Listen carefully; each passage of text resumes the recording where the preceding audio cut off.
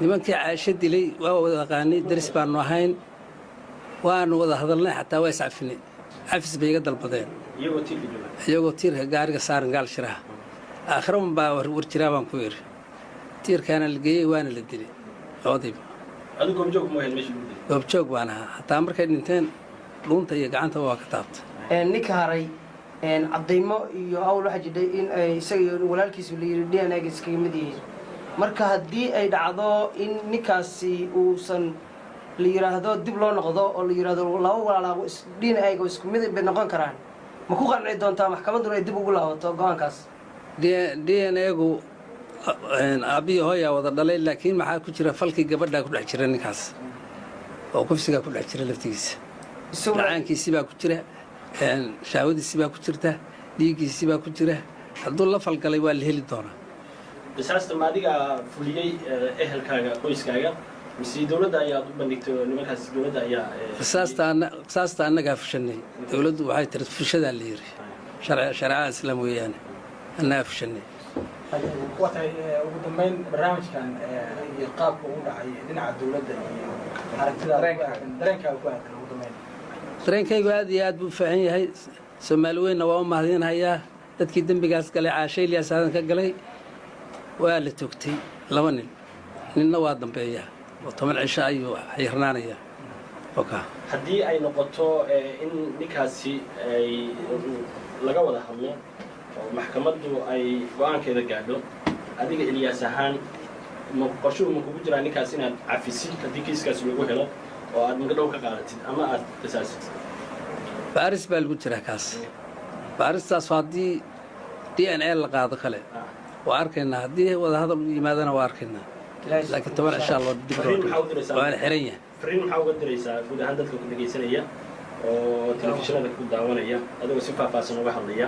arrintan waxay ahayd arrin muxuu ahaayey ummadda oo dhan ay sugaysay maantana aan filayno in ay noqon doonto lagu qanco aysan dhici doonin gabar dambe oo muxuu ahaayey ay dhalinyarada ay fal noocaas kula kacaan marka guud ahaan adigoo soo xoorinaya Ilyas kaaga mahad celinaynaa bal guud ahaan dadka waxa u cabirtaa kiiskan siduu ahaa iyo in maxaa laga baran karaa kiiskan waxaa laga baranayaa cashar xoog leh gabdhaha Soomaaliyeedna waa badbaadahayaan una dhacay kiiskan waana la badbaadahayaa ummadda Soomaaliyeedna waa u sheegaya gidwood eedaysanaha saddexaad Cabdisalaan Cabdiraxmaan Warsame ayuu sheegay Aabe Ilyas in dib loo baari doono muddo 10 cisho isla markaana ay ku qanci doonaan wixii go'aan ee ka soo baxa maxkamadda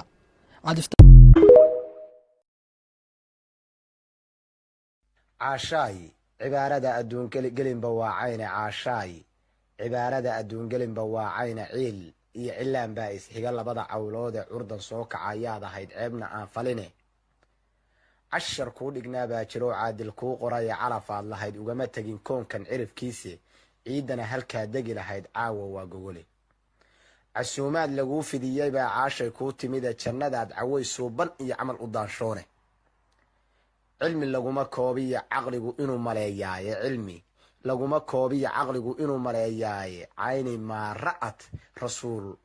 noocadii hadale sallallahu alayhi wasallam cayni maa ra'at rasuul noocadii hadale cizi aan dhammaan baad hesho curubay waa guule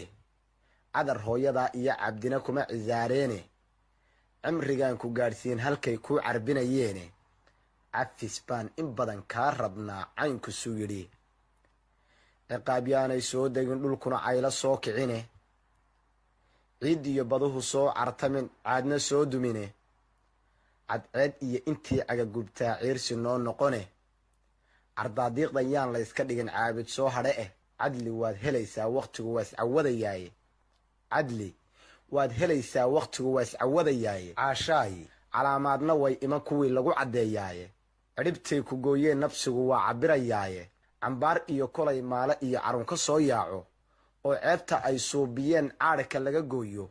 carwasaad kolay wada noqdaan cunuhu boogoobo cimdigaygu suu qabo daliil caadiyaa imane caqligaaga geli maalin bay mudan ciqaabtaasi caqligaaga geli maalin bay mudan ciqaabtaasi